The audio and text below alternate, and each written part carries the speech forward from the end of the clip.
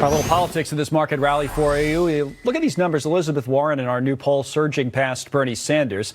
These Fox numbers just came out. And, how would the economy fare under those more progressive proposals, whether it's Warren or Sanders, especially you put those two numbers together? They're up right around where Joe Biden is. Democratic strategist David Burstein joins us, former Ted Cruz campaign pollster, among other many titles. Chris Wilson is also with us today. And, David, I'll start with you on what the thing for Warren is. This has been, as the Fox poll shows, kind of a steady climb. I think people kind of counted her out, said, she'll never, amount to anything. Then she'd come out with all these plans, and next thing you know, she's up 3 points, 5 points, and now she's steadily and really in second place. And it looks like you could imagine a world, right, where it's Biden versus Warren at the end of this Democratic race, could you? Well, absolutely. I mean, I think, and that would be fairly in keeping with how a lot of primary fights shake out towards the end, with a more liberal and a more kind of moderate candidate.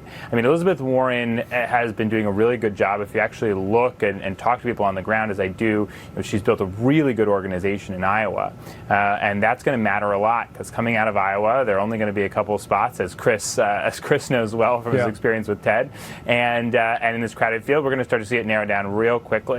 And I think she's got a really good shot. And Bernie Sanders, got to be sitting over there, and I kind of feel for him, because he's been talking about these issues for a really long time. Do you think he'd ever drop out? And not now, but do you think he'd ever drop out, David, and just say, hey, take my voters, Elizabeth? I mean, potentially, right? Because if his support is just imploding and he's not winning anything, come next year, I think it'll probably have to. But it must be really frustrating for him to see all of his ideas, being front and center, but he's not the one to carry them. It just shows you how much timing matters in our politics. It's not 2016 anymore. The thing, Chris, we heard right before our last break, we actually played it, but last night at his rally, and President Trump said something along these lines a lot. His basic point was, hey, you may not love me out there. He kind of has a story about some guy that he did business with. He claims that says, they didn't really like each other, but the guy liked his policies at the end of the day on the economy, and even if he hated him, he was still going to vote for him.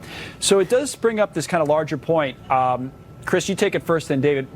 For the Democrats, if they go too far to the left, that type of person especially, who's not a huge Trump fan, but kind of like, is more moderate or likes his policies, that, it could be letting an opportunity slip by here.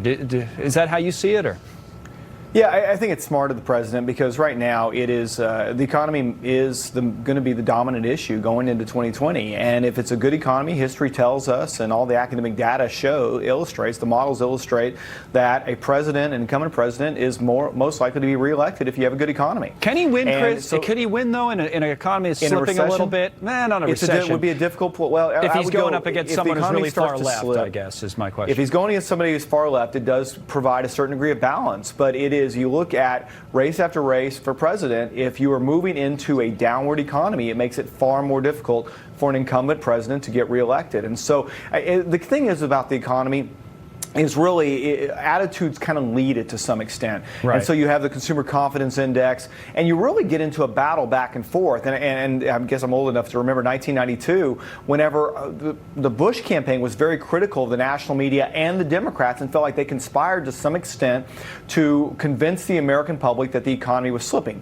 Well, it turned out the economy was actually slipping. But I think you see some of that now. I noticed yesterday the Democrat Party Twitter account tweeted out statement about Walmart laying off workers. And I think that is sort of a dangerous impact, because that becomes a self-fulfilling prophecy in that they say, the economy's going down, and then people stop spending money. Trying to talk us into a slowdown. That's right. Or a recession. All right, David, I want to talk about the Democrats a little bit in the context of Joe Biden, who we haven't mentioned yet. There's these reports out there that people around him are now encouraging him to cut back on his schedule. And the idea is, according to the reports, that they want to limit the gaffes. Now, Biden himself says, I'm a gaffe machine, but they think he gets too tired late in the days. Obviously, I guess he's going to be 77, right, in November. So that the idea is that, hey, let's limit these because they could hurt him on the trail. What's happening in your view with Joe Biden, David? Well, look, I always think that advisors who try to rein in the authenticity of candidates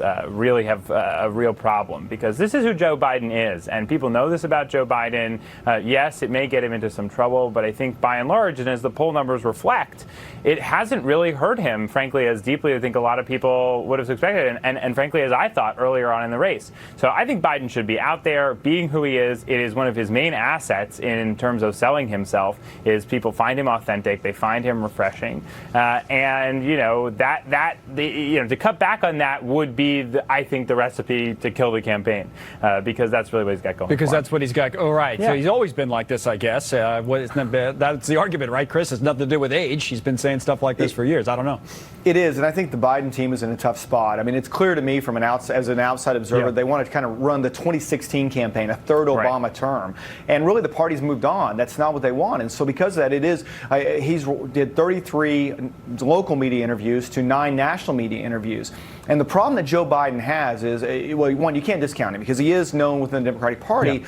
But if he doesn't define himself nationally with voters who will make up the difference in states like Michigan, Pennsylvania, Wisconsin, then you know who will do it is Donald Trump. And that's really the difficult place they find themselves in. Yeah, whereas these things might not hurt him now, but if he's head-to-head with President Trump, it could be a different situation. David and Chris, good to see both of you.